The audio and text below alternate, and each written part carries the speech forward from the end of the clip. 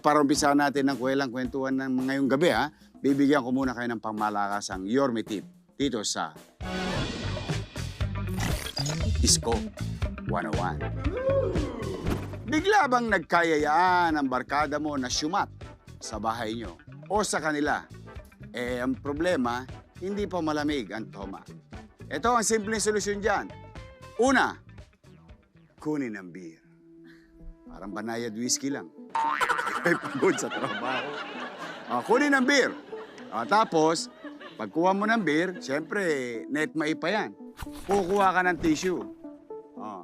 Etong tissue, babasahin mo ng tubig. Pagbasa mo ng tubig, sabay, balot sa beer. Pagbalot mo sa beer, bago mo ilalagay sa refrigerator. In 15 minutes, tiyak, garantisado, nakasisiguro, beer, malamig na. Wow! Parang amazing. Yan po ang ating discarding panggedli na hatid sa inyo dito sa Isko 101.